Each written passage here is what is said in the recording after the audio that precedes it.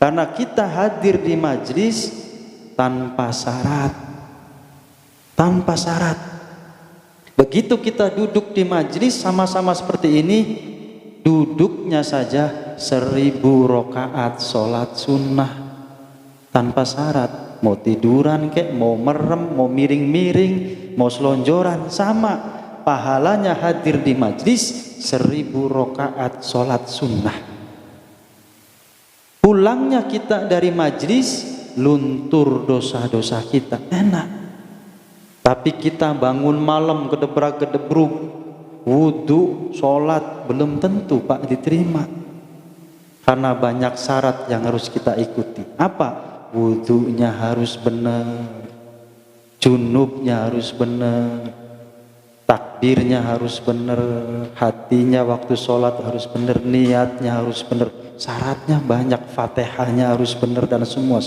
Belum tentu kita sholat itu baik, walaupun sholatnya dapat pahala, tapi belum tentu bisa menggugurkan dosa kita. Tapi hadirnya kita di majlis dijamin sama Rasulullah, dijamin sama Allah. Melangkahkan kaki kita 1 langkah, 2 langkah, apalagi yang dari Jakarta, apalagi yang dari Bekasi, Masya Allah, sampai 1000 langkah, 2000 langkah, habis doa kita, habis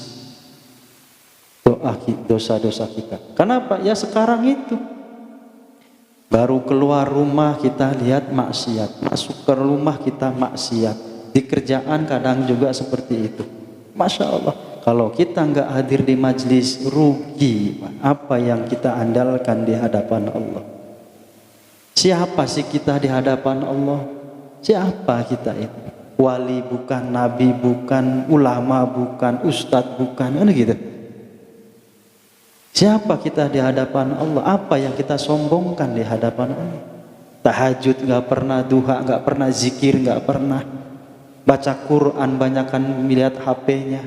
Apa sih yang kita sombongkan di hadapan Allah? Semuanya kurang untuk ibadah kita. Makanya di akhir zaman seperti ini, kata ulama kita, hadir di majlis adalah solusi yang paling terbaik yang bisa menggugurkan dosa-dosa kita. Nikmat tinggal hadir saja sambil ngantuk-ngantuk, nggak apa-apa. Dosa kita beres. Belum lagi kalau kita bisa catatnya, belum lagi kalau kita bisa mengamalkannya, pahalanya gunung emas, banyak sekali. Masya Allah. Makanya minimal sebulan sekali, kata guru kita, hadir di majlis, bertemu bertatap muka dengan guru-guru kita dan ulama kita. Di situ berkahnya banyak.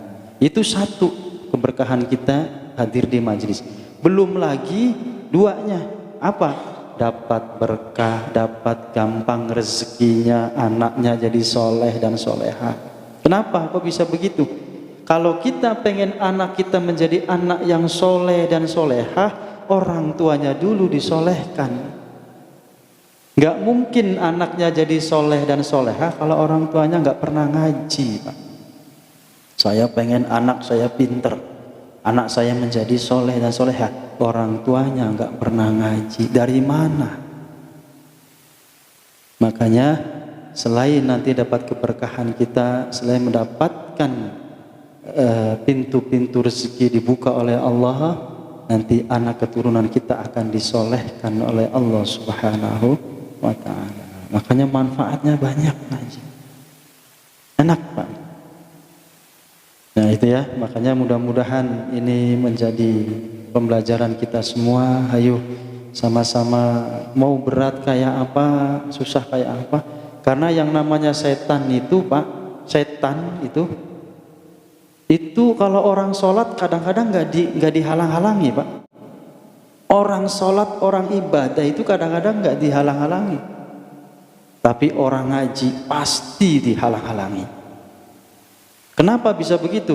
Karena orang ngaji bisa merubah yang tadinya tidak tahu menjadi tahu, yang tadinya nggak paham agama jadi paham.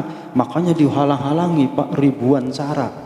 Orang mau ngaji itu ribuan cara, dari istrinya, dari anaknya, dari kerjaannya, dari dirinya, dari tetangganya, dari omongan orang. Itu orang mau ngaji itu ribuan. Makanya begitu sampai di majelis, pahalanya luar biasa, rontok dosa kita. Karena susah Pak orang ngaji. Karena orang ngaji itu hidayah. Orang yang ngaji di majelis itu hidayah Pak, bukan karena sampean, bukan karena bapak ibu, enggak, hidayah Allah. Kenapa bisa begitu? Orang yang dekat dengan majelis, orangnya sehat, duitnya banyak, jabatannya tinggi, belum tentu bisa sampai di majelis.